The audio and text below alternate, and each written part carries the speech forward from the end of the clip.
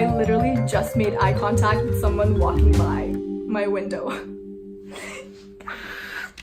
Hello, welcome back to my channel. My name is Ishi and you are on Ishi Time. Today I'm going to be doing the anti-Harry Potter tag because in the month of April I am participating in the magical readathon. Because that is a Harry Potter themed readathon, I wanted to be a little bit ironic and do the anti-Harry Potter tag at the start of this month. I was not tagged to do this video by anybody because nobody knows who I am, but I saw this video on Sasha from the Wild Sasha's channel, and I will link her down below, and I will also link the original video down below. Basically, for this tag, I am not allowed to answer Harry Potter for any of the questions in this tag.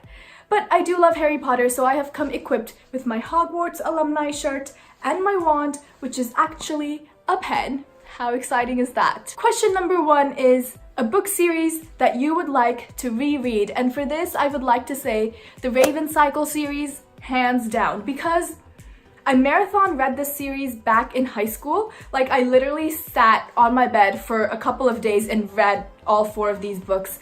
And I love the characters. I love all the characters. I just love them. But the thing is, like, the plot went completely over my head. I fell in love with the characters, but honestly, if you asked me what this book was about, I would not be able to tell you because the entire plot just kind of went over my head. So I would like to reread it, annotate it, and just understand it a bit more. Question number 2 is a book that has a special place in your heart.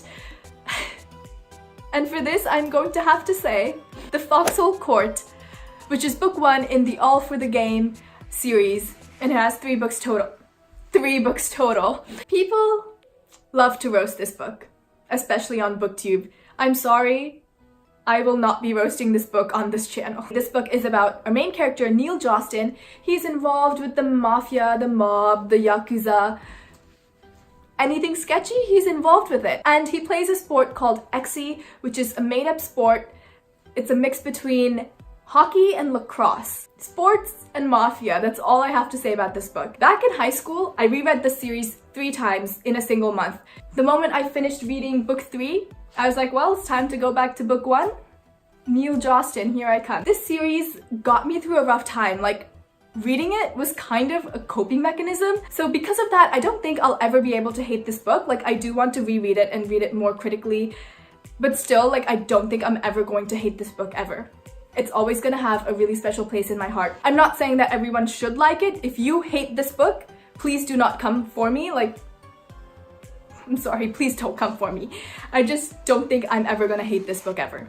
I love this book. Question 3 is a book that you loved as a child. And for this, I'm going to have to say the Boxcar Children series. This series is about 4 siblings. They live in a train car and they go on adventures and solve mysteries. Every time someone on BookTube talks about their childhood favorites, I am waiting for them to say the Boxcar Children, but no one ever does. I have heard nobody talk about these books. Why? They're so good. They have kind of like Nancy Drew vibes, and they're so good. Also, like, when I was a little child, and by little child I mean like grade 5, I don't know, I had the biggest crush on one of the main characters in this series. Like, his name was Henry. My first book crush ever. Henry from the Boxcar Children. Question number 4 is the first book you fell in love with. I have a really strange answer for this one, and it is The Silver Chair by C.S. Lewis, which is the 6th book in the Chronicles of Narnia.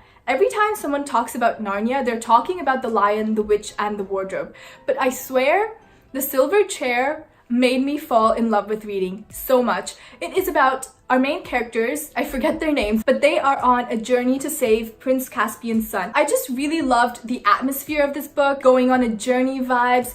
It was just perfect, and I loved it. I think I'm gonna reread the Chronicles of Narnia again, and I am so excited to finally reread The Silver Chair because I have only read it once back in elementary school, and I don't even remember it. Like, to be honest, I don't remember what happened in it. I just remember really, really, really loving it, and that's something. Question number 5 is a book that you will love forever.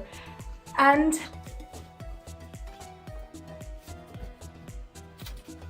oh gosh. Six of Crows by Leigh Bardugo. This book helped me get out of the biggest reading slump of my entire life. In my last couple years of high school and my first 2 years of university, I did not pick up a book, I did not open a book, I did not think about reading a book. And this book is the one that got me out of my reading slump. I read it twice, like in a row. I finished it and then I started reading it again because it was so good, and I didn't have my hands on Crooked Kingdom yet, so I was like, well, I'll just reread this again until I have my hands on Crooked Kingdom. And it is so amazing. The diversity, the characters, the imperfections that all the characters have. And that is why I love this book, because it talks not to like the perfect people of the world. It is about people who don't have everything in life, who are not privileged, and I just love that about this book. Question 6 is a book that you will pass on to your kids and grandkids. Earlier I was saying that everyone talks about The Lion, the Witch, and the Wardrobe while talking about Narnia. So for this question, I am also going to talk about The Lion, the Witch, and the Wardrobe. This is my favorite movie in the world. I rewatch this movie at least 20 times a year. And I'm like literally not exaggerating. Every time I feel like having a movie night, I'm like, well, The Lion, the Witch, and the Wardrobe, here I come. I watched this movie for the first time when I was little with my parents. I was like 8 or 9, I think, like maybe 7, I don't know. And I loved this movie, and I didn't know that they were books. So a couple years later, I found out that this was actually a book. So I read this book, The Lion, the Witch, and the Wardrobe. I didn't know that they were a series yet, so I started out with this book, and I really, really, really loved this book. I wouldn't say that this book made me fall in love with reading, but this book made me keep loving reading. You know what I mean? I just love this book. The characters, whole magical aspect of it, the talking animals bit was fascinating to me when I was little, and I would like pass it on to my kids and grandkids. Not that I have anything to pass on because I don't have a physical copy of this book, but you know, I'll pass it on in thought. I'll be like, hey kid, please read this book, and take them to the library and get it for them, you know? Question number 7 is a middle grade series that you love, and I love Percy Jackson. I don't think this is big news to anybody. I have talked about Percy Jackson in like several of my past videos. I just love Percy Jackson. Back in middle school, our class did this ancient Greece unit where we learned about ancient Greece and Greek mythology and everything like that. So after falling in love with literally my history class because of the ancient Greek unit, I decided to read Percy Jackson, which I had heard was about Greek mythology. And I was like, oh my gosh. Basically, that 6th grade class made me fall in love with Greek mythology, and then Percy Jackson really just instilled that love of Greek mythology in my heart.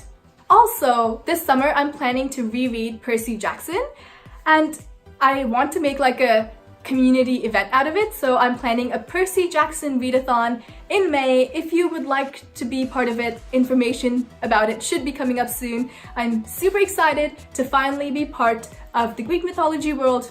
Again, comment down below who your godly parent would be. Mine is Apollo. Question number 8 is a book with magic. I thought up a lot of basic answers for this question, like ACOTAR or like The Cruel Prince, but I have settled on a really interesting answer for this question.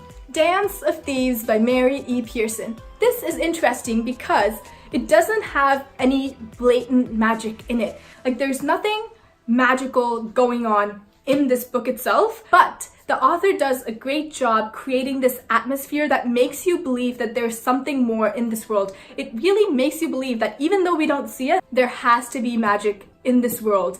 So this book was like a little sprinkling of a hint of magic, but the next book, which has not come out yet, it is called Vow of Thieves.